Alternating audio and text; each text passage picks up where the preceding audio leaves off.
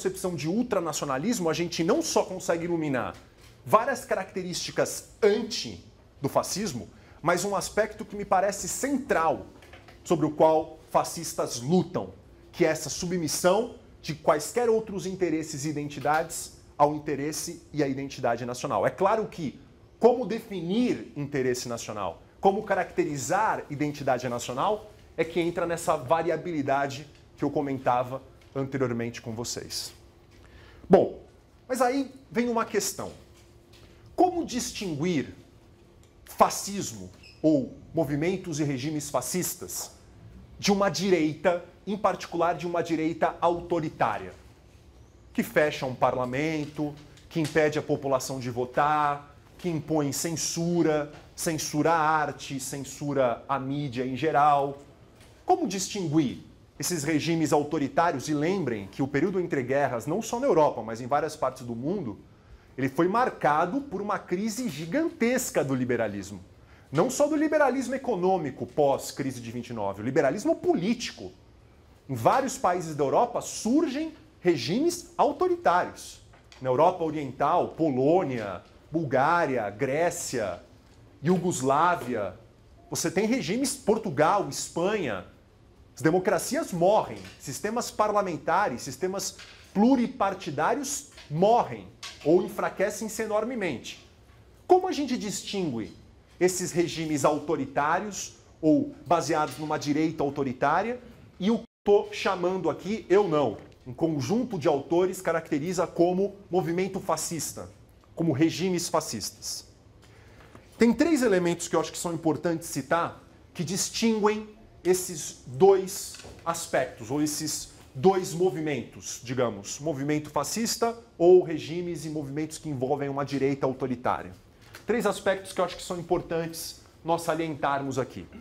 Primeiro, a direita autoritária não envolve a concepção de que outros interesses e outras identidades que existem dentro da nação devem estar completamente submetidos ao interesse nacional.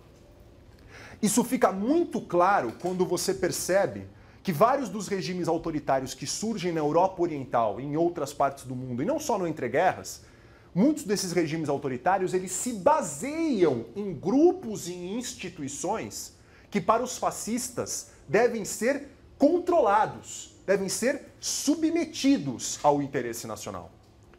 Então pensemos, por exemplo, no próprio caso do salazarismo em Portugal e mesmo do franquismo na Espanha.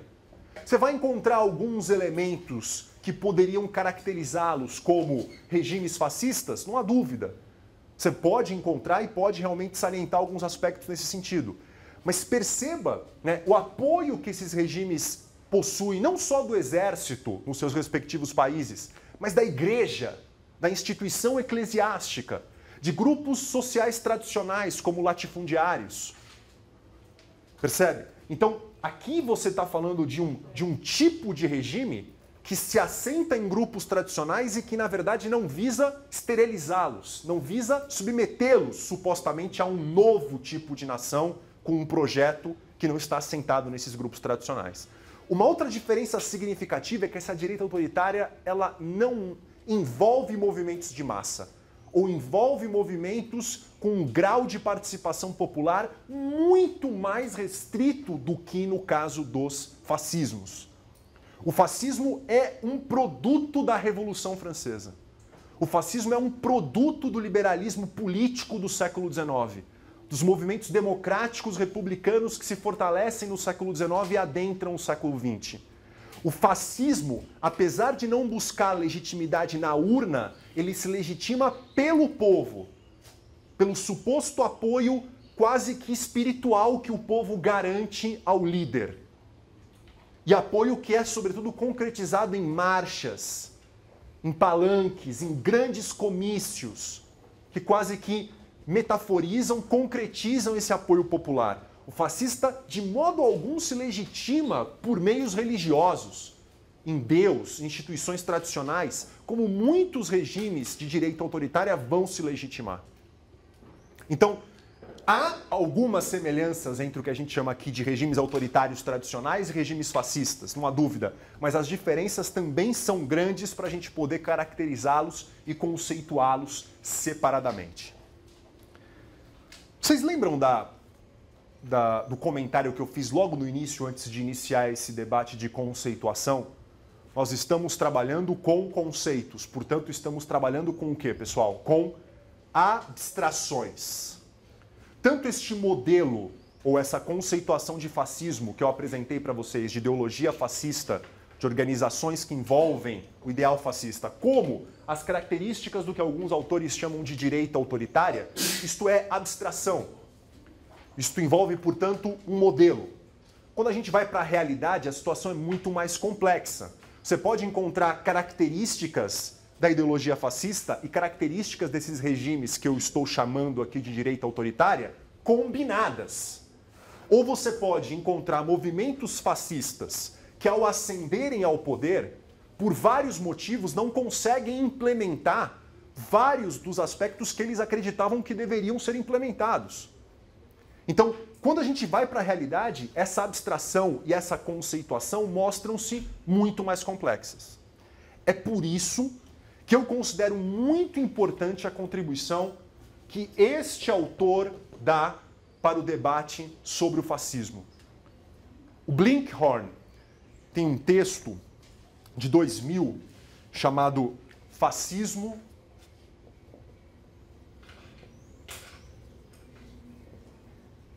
e a Direita na Europa, que ele faz exatamente esse debate das distinções entre direita autoritária e fascismo.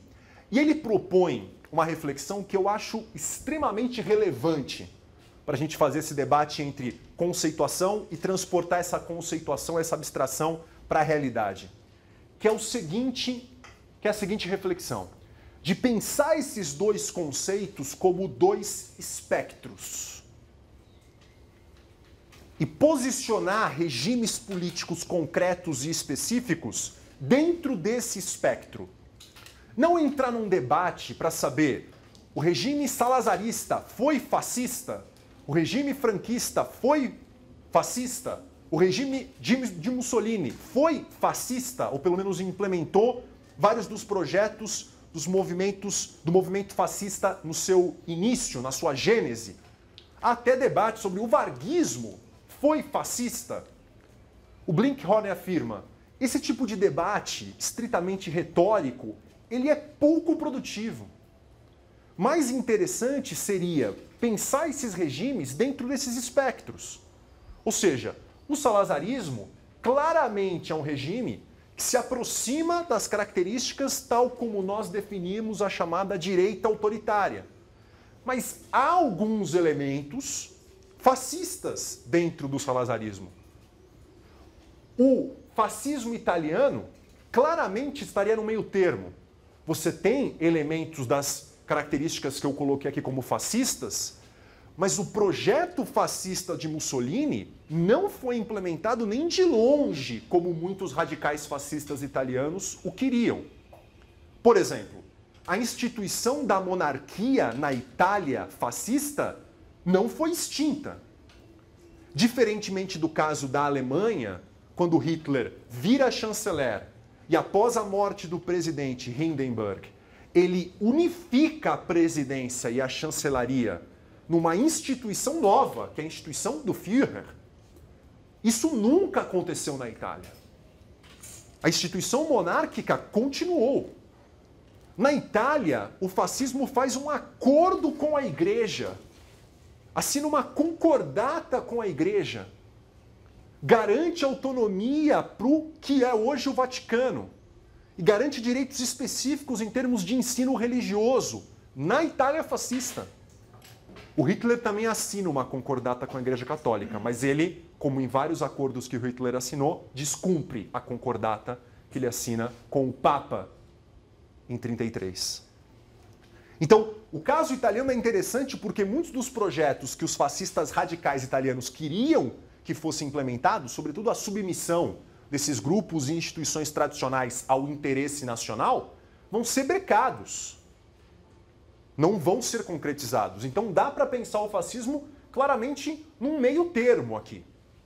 Mais fascista do que o salazarismo, usando um exemplo aqui do salazarismo, mas evidentemente muito menos fascista do que o foi a Alemanha nazista.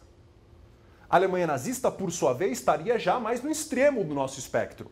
Mas mesmo ela possui características do que a gente chama aqui de uma direita autoritária.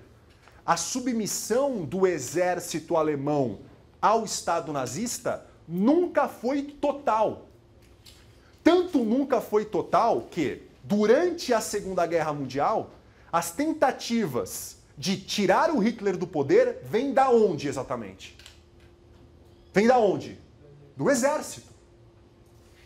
Então, mesmo na Alemanha, onde a submissão da instituição da família, da escola, mídias e artes, igrejas protestante e católica, foi muito grande com relação ao que eu chamo aqui de interesse nacional, você tem sobras.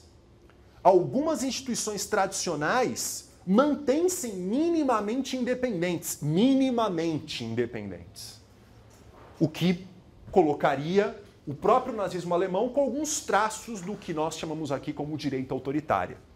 Não sei se ficou claro para vocês a proposta do Blinkhorn, mas muito mais do que simplesmente colocar regimes numa caixinha, e isso é algo que vários trabalhos em relações internacionais, infelizmente, possuem. Ou seja, a tentativa de sempre categorizar, conceituar tudo.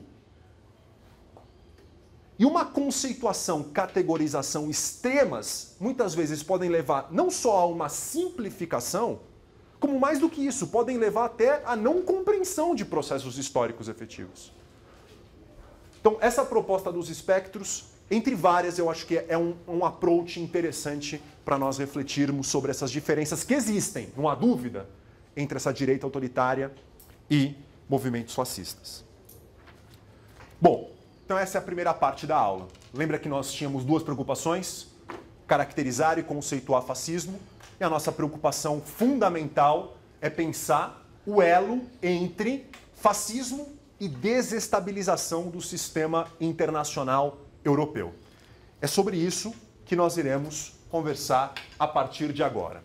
Tendo em vista esse debate conceitual de fascismo que eu apresentei para vocês, qual que é a relação entre fascismos e a desestabilização do sistema internacional europeu e mundial no final dos anos 30, início, meados dos anos 40? A questão fundamental aqui está na concretização do projeto nacional de determinados regimes fascistas. Na Europa você vai encontrar essencialmente dois regimes fascistas, o italiano e o alemão.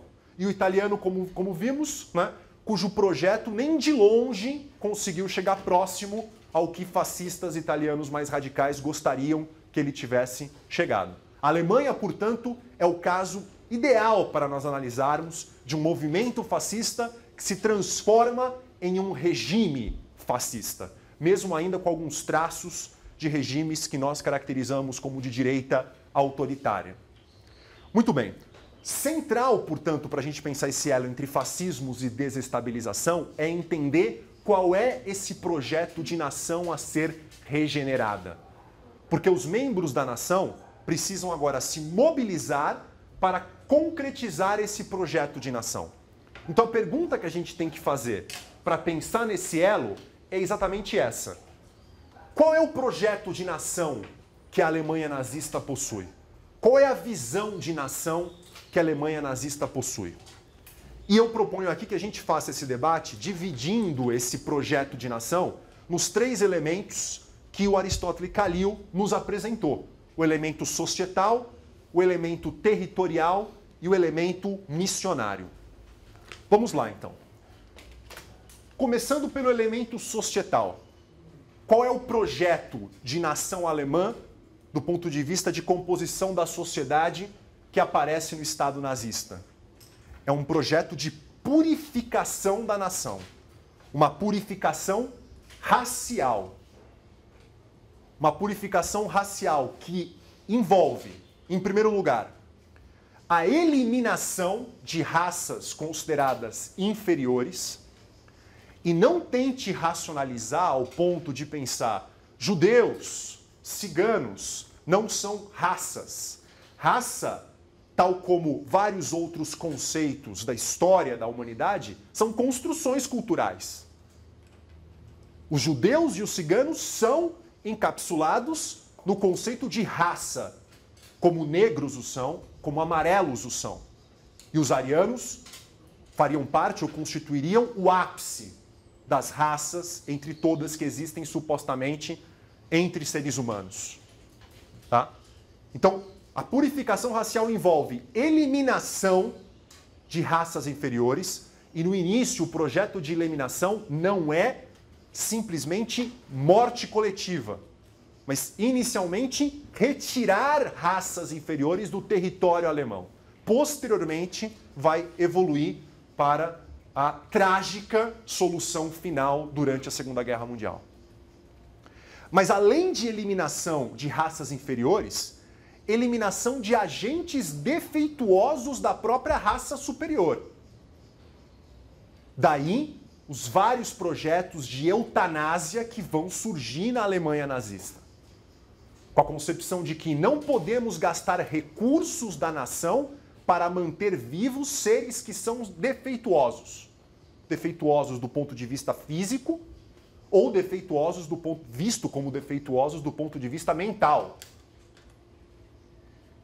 Essa purificação, ela levaria a um aumento exponencial da raça ariana. Permitiria com que a raça ariana, que a raça superior, se desenvolvesse e se multiplicasse da maneira adequada, supostamente. O elemento territorial do projeto de nação nazista é algo bem complexo. E eu o dividi aqui em 3 aspectos. Há um elemento do que eu chamo de irredentismo racial, ou seja, recuperar terras que são povoadas majoritariamente por membros da raça ariana e que não estão nas mãos da Alemanha. Isso aqui, em outros termos, seria basicamente a concepção de autodeterminação. Permitir com que áreas de maioria alemã entrem para a Alemanha. Que áreas são essas, pessoal, dentro dessa Alemanha pós Primeira Guerra Mundial? Sudetos, região ali que antes era a Tchecoslováquia, que vai ser praticamente desmembrada, né, pela Alemanha nazista, a Áustria, que tinha uma grande composição de alemães, a Áustria que sobra do Império Austro-Húngaro, o corredor polonês. Então são áreas de maioria alemã, ou de uma grande parcela de alemães.